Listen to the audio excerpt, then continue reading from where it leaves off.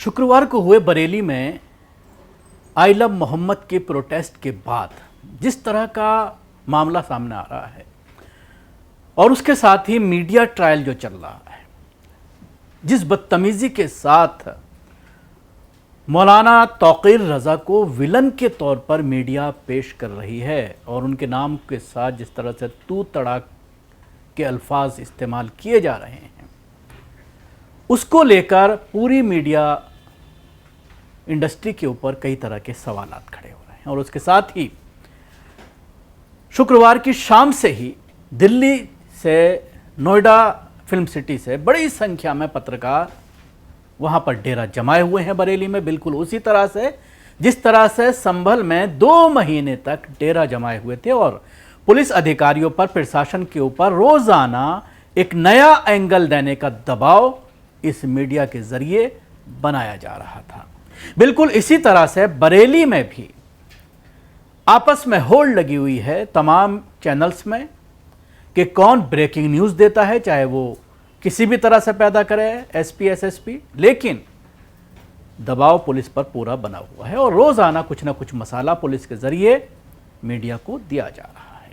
अभी तक 10 एफआईआर दर्ज हुई हैं मुख्तलिफ थानों में और 80 के करीब मुस्लिम नौजवानों को, कुछ बुज़ुर्गों को, मौलाना के कुछ साथियों को, मौलाना के पार्टनर को गिरफ्तार किया है और दुकान पर, मार्केट पर कल दिन भर बिल्डोज़र की कार्रवाई देखने में आई है। 2000 नामजद किए गए हैं। इस मामले में रोज़ाना प्रेस ब्रीफिंग के ज़रिए, पुलिस के ज़रिए बताया जा रहा है कि किस तरह से दंगाइयों पर हम अंकुश लगा रहे हैं।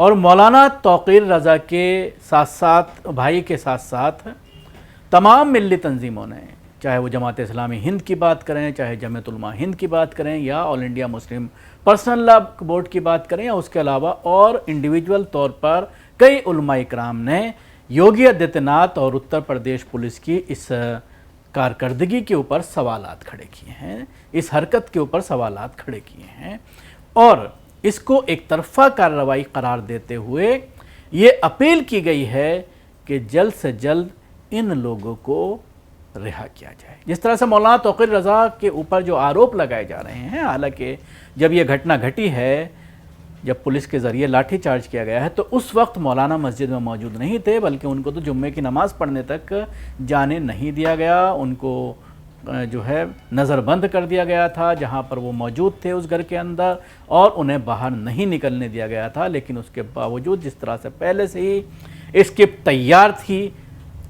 लाठीचार्ज किया गया उन लोगों के ऊपर जो शांतिपूर्ण तरीके से अपनी बात रख रहे थे, जो कानपुर पुलिस के ज़रिए जो कार्रवाई की गई थी उसका विरोध किया जा रहा था और उसी के तहत मेमोरेंडम देना चाहते थे मौलाना तौकीर रज़ा, लेकिन वो नहीं देने दिया गया। मौलाना तौकीर रज़ा के भाई हैं तौसीफ़ रज़ा, उन्होंने जो है अपनी बात मीडिया के सामने रखी है और उन्होंने कहा है कि बेगुनाहों मुसलमानों की गिरफ्तारी रोकी जाए, पुलिस की मनमानी दबिशें बंद हों, झूठे मुकदमे वापस लिए जाएं, बुलडोज़र कार्रवाई रोकी जाए। साथ में उन्होंने ये भी कहा है कि अगर हमारी मांगें जल्दी पूरी नहीं की गई तो ठोस फैसला लिया जाएगा। सुनिए उनकी बाइट। और प्रशासन से ये अपील की गई है कि जिन लोगों को आपने गिरफ्तार किया है, बेवजह में जिन लोगों के घरों पर दबिश डाल के आपने गिरफ्तार किया है, उन लोगों को ऊपर जो धाराएं लगाई हैं वो वापस ली जाएं और उनको रिहा किया जाए। और जिनके घरों पर बिल्डोज़र चलाने की तैयारी की है या बिल्डोज़र चलाने की कोशिश कर रहे हैं, उस पर रोक लगाई जाए।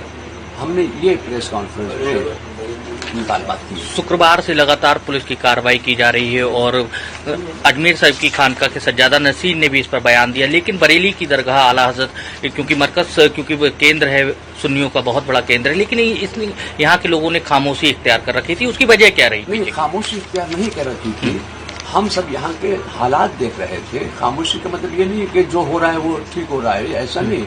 खामोशी इख्तियार नहीं कर रही थी।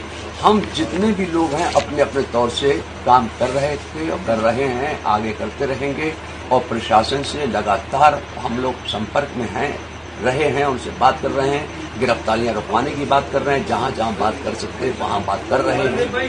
तो ऐसी बात नहीं है कि खामोश हैं, अजमेर शरीफ के सज्जादा नशीन ने या फिर और लोगों ने जो किया, हम सबको शुक्रिया अदा करते हैं। मौलाना तौकीर रजा को मास्टरमाइंड माना गया है, उनके 7 FIRों में नाम है। मास्टर माइंड आप कहें या कुछ भी कहें, कोई तौकीर रजा खान ने गलत काम नहीं किया।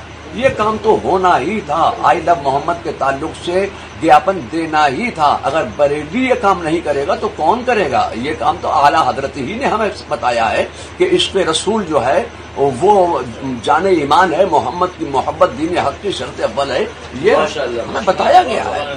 तो हम ये तो पैगाम जरूर देंगे। इसमें कोई लाठी डंडे, कोई पेट्रोल बम या कोई लेके नहीं गया। तो ये तो बिलावजह का ये रस्सी का मतलब ये तूफान बनाया जा रहा है। अब आगे की क्या रणनीति है? क्या कोर्ट जाएंगे या बड़े जो हमसे कहेंगे कि सरकार के नुमाइंदों से बात करेंगे? बिल्कुल बात करेंगे। सरकार के नुमाइंदों से क्यों नहीं बात करेंगे? बाहर में बैठे हुए हम योगी जी से बात करेंगे, हम मोदी जी से भी बात करेंगे। बाहर में जो होगा हम उसी से बात करेंगे। जो भी मतलब ये कि चीफ मिनिस्टर होगा, जो प्राइम मिनिस्टर होगा, बात उसी से की जाएगी। इसके साथ ही जमात इस्लामी हिंद ने भी और जमीयत उलमा हिंद के मौलाना महमूद मदनी ने एक प्रेस नोट जारी कर और उसके साथ ही All India Muslim Personal Law Board ने भी मजम्मत की है, जिसको लेकर के सोशल मीडिया में कई तरह के सवालात खड़े हो रहे हैं कि पूरी अरब दुनिया फ़िलिस्तीन में जो कुछ हो रहा है, इसराइल के ज़रिए जो किया जा रहा है, उसकी तकरीबन 80 सालों से मजम्मत की जा रही है, लेकिन उसका क्या हल निकला है?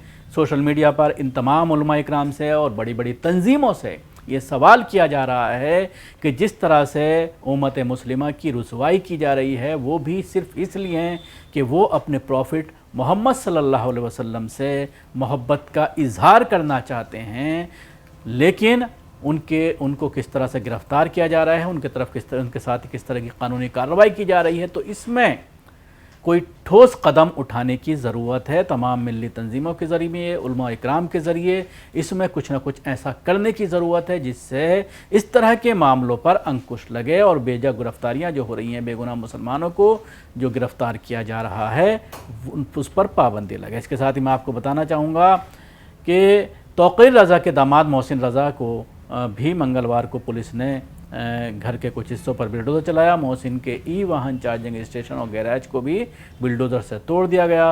मौलाना तौकीर रज़ा के सहयोगी की 8 संपत्तियां जिनको अवैध बता करके उस पर कार्रवाई की जा रही है। तो ये पूरा सिलसिला जो एक तरफ से मुसलमानों को डराने, उनकी आवाज़ बंद करने, सरकार के ख़िलाफ़ आवाज़ उठाने से रोकने के लिए ये तमाम जो है कार्रवाइयाँ की जा रही हैं, ताकि नौजवान अपने घरों में बैठ जाएं और दमनकारी नीतियों के ख़िलाफ़ कोई भी सवाल खड़ा ना करें।